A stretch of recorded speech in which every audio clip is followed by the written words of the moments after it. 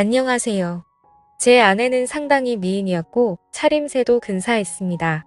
바로 아내에게 반했고 반년 정도를 아내에게 끈질기게 구했습니다. 아내는 처음엔 정중히 그리고 냉정히 저를 거절하였지만 지극정성을 다하는 제게 어느 순간부터 마음을 열었습니다. 결국 아내와 연인 관계가 되었고 정말 많이 사랑했습니다. 처음엔 일방적이었지만 아내도 성실한 제 모습을 인정해 주었고 세상 부러울 것 없는 커플이 되었습니다. 아내와는 2년 남짓의 짧지만 불꽃 같은 연애를 했고 결혼하게 되었습니다. 세상 부러울 것 없는 남자가 된 듯 했습니다. 결혼 당시 형편이 넉넉지 않아 대단한 곳으로는 못 갔고 남들 다 간다는 세부로 신혼여행을 갔습니다. 그래도 처음 겪는 외국의 풍경을 눈에 담는 것조차 가슴이 벅찼고 저희 부부는 그것조차 감격스러웠습니다. 제 생각이지만 아내는 다를 수도 있었겠네요. 그래도 별탈 없는 신혼여행을 보냈고 거기서 첫째를 갖게 됩니다. 지금 생각해도 아이는 제 축복이고 제 인생의 절반 이상을 차지하는 소중한 존재입니다. 신혼여행을 다녀온 뒤 임신한 아내는 직장을 그만두었고 전업주부의 길로 들어섭니다. 활동적이고 사교적이었던 아내의 입장에서는 상당히 힘들었을 수도 있었겠네요. 무료하다는 이야기를 종종 했었으니까요. 저는 결혼 전부터 식당을 운영하고 있었습니다. 김치찌개집이었는데 어머니 손맛이 상당히 좋아 그 비결을 이어받아 가게를 내었고 장사를 하게 되었습니다. 장사는 잘 되었습니다. 20평 남짓의 작은 가게라 많은 수입이 있진 않았지만 그래도 남들 먹고 사는 정도 이상은 벌었던 것 같습니다. 사실 제가 가방끈이 조금 짧았고 이 정도 벌이에 안정적인 삶을 살 수 있다는 것에 감사하며 살았습니다. 임신한 아내와 뱃속에 있는 아이를 생각하며 열심히 장사를 했습니다. 그리고 신혼여행 10개월 후 저희는 세상에서 가장 빛나는 보석을 얻게 됩니다. 너무 사랑스러웠어요. 저에게는 아내와 아이가 동기부여가 되었고 2호점까지 내게 됩니다. 2호점은 1호점에 비해 10평을 늘려 30평 정도로 크게 됐고 마찬가지로 장사는 잘 되었습니다. 저 역시 많이 바빠졌네요. 아내는 출산하고 종종 가게에 아이를 데려와 도와준 적이 있긴 했지만 아이가 기어다니기 시작하면서부터 거의 오지 못했습니다. 그러다 둘째를 임신하였고 저와 아내는 서로의 역할을 충실히 하기 위해 가게와 육아를 분리했습니다. 그러던 중 둘째가 태어났고 별탈 없는 일상을 지내던 중 아내의 외도를 발견했습니다. 대학 시절 같이 학교를 다녔던 선배였더군요. 아이들이 유치원과 어린이집에서 돌아오면 직원에게 가게를 맡겨두고 육아를 도우러 집으로 돌아왔습니다. 아내는 취미생활을 해보겠다고 테니스와 수영을 등록했고 제가 집으로 오면 나갔습니다. 주 3회 정도 되었던 것 같네요. 아내는 외출을 하면 자정을 기본으로 넘어 들어왔습니다. 무슨 수영 강습이 그리 오래 걸리냐고 물어보며 강습 후 모임이 있다거나 친구를 만난다고 둘러댔습니다. 처음엔 육아 스트레스에 많이 지쳐 그러려니 했습니다. 오히려 잘 놀다 오라는 말까지 했습니다. 가게 2개를 운영하며 잘 못 챙겨준 것도 미안했으니까요. 날이 밝아서 들어온 적도 종종 있었습니다. 그건 좀 아닌 것 같아서 그때마다 저는 화를 내었고 부부싸움으로 이어졌습니다. 그러던 중 종종 들르는 인터넷 커뮤니티에 다른 사람이 작성한 아내의 불륜 사연을 보았고 그때부터 찜찜한 기분이 들었어요. 어느 날 와이프 핸드폰을 몰래 보았습니다. 한 남자와 주고받은 카톡이 있었습니다. 내용을 보니 가관입니다. 그 남자의 은밀한 사진과 아내의 은밀한 사진들이 교차되며 대화가 오갔고 차마 입에 담기 힘든 낯뜨거운 대화들이 담겨져 있었습니다. 세상이 그렇게 믿었던 아내의 불륜이 이렇게 제게도 찾아왔습니다. 주저앉았고 망연자실했습니다. 한참 허공을 바라보다가 화가 치밀어 다 뒤집어 엎어버릴까 하다가 차분히 생각할 시간을 가졌고 다음 날 아내에게 조용히 말을 꺼냈습니다. 와이프는 당돌하게도 외도 사실을 순순히 인정하네요. 아니라고 해명이라도 하길 바랐는지도 모릅니다. 증거가 그리 나왔으니 발뺌하기도 어려웠겠지만요. 아내를 다그쳤고 저는 남자를 만났습니다. 카톡 내용을 들이밀었습니다. 그 남자도 처음 겪는 일이고 무서웠는지 저한테 있었던 일을 다 말해주더군요. 대학 선배였고 졸업 후 과 모임에서 만나 정을 치웠다고 합니다. 물론 아내가 애달린 유부녀인 것도 모두 알고 있었고요. 이야기를 들어보니 이 두 년 놈들 대단합니다.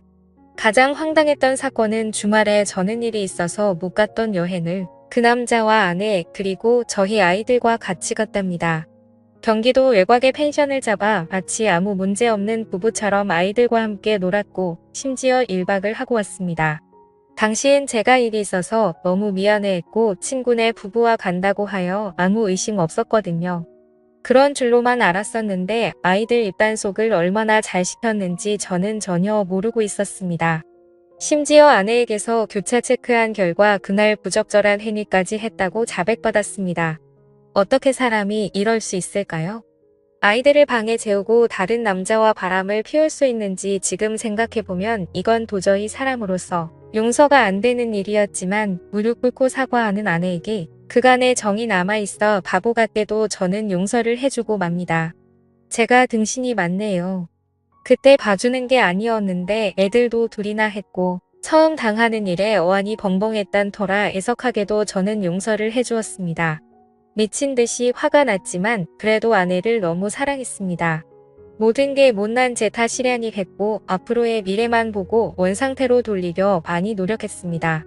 주말이면 아내와 아이들과 함께 매주 놀러갔고 의식하지 않으려 그간의 일들을 입 밖에 꺼내지도 않았습니다. 아내도 많이 달라지는 듯 했고 자정이 넘어서에 들어오던 위험한 외출은 거의 없어졌습니다.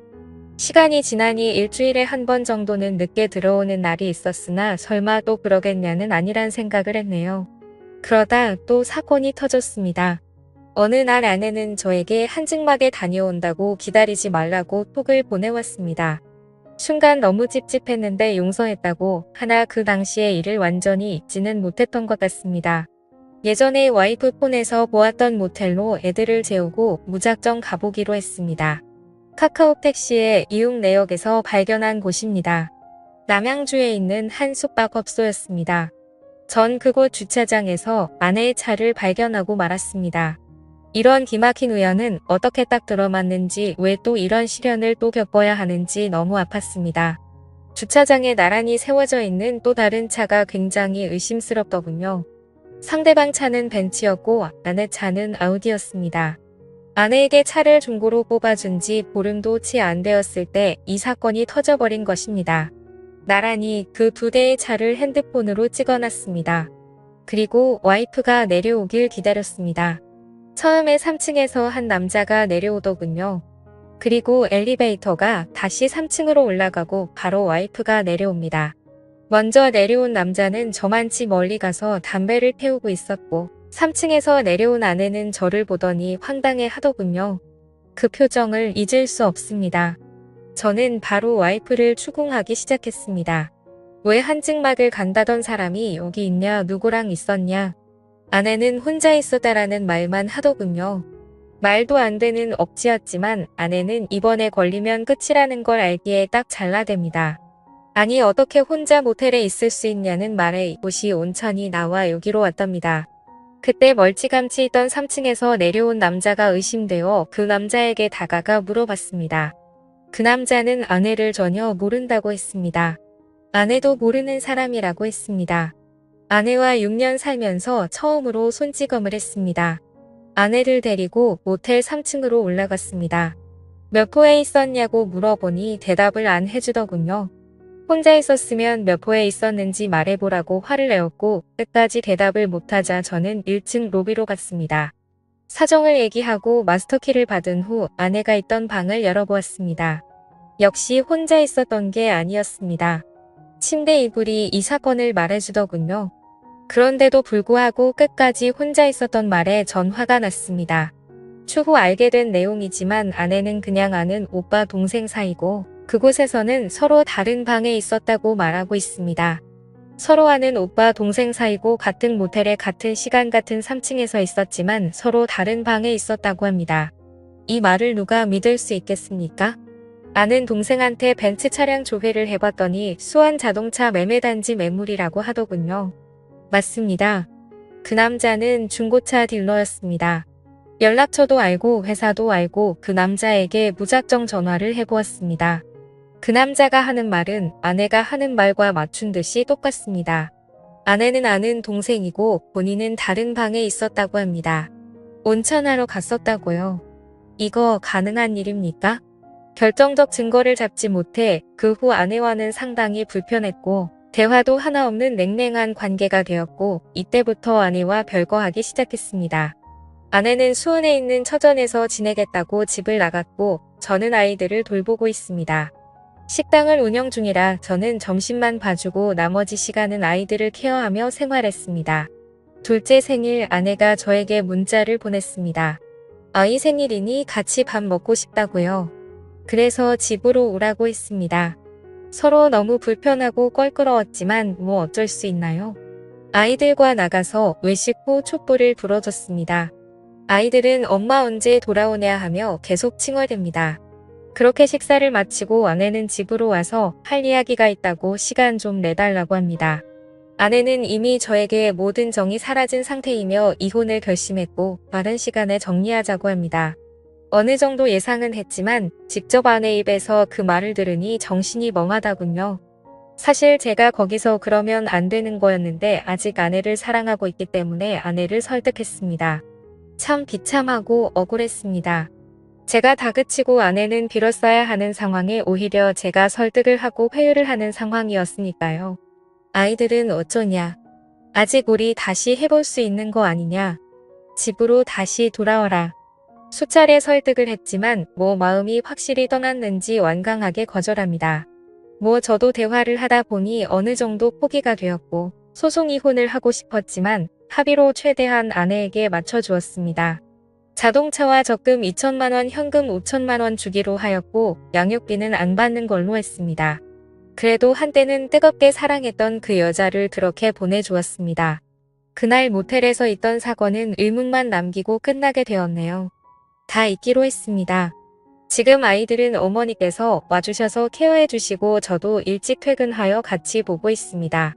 다행히 아이들에게도 익숙한 일상이었던지라 큰 무리 없이 잘 커주고 있습니다. 훗날 어느 정도 성장했을 때 저를 원망할 수도 있겠지만 최대한 부족함 없이 키워줄 예정입니다. 아이들 성격이 많이 밝아요. 항상 웃음을 입가에 머금고 살거든요. 세상 소중한 우리 아이들. 아빠가 미안합니다.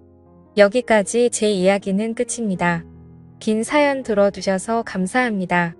그런데 과연 서로 알고 있는 두 남녀가 같은 날 같은 층방에서 아무 일 없이 있었다는 게 가능한 이야기일까요?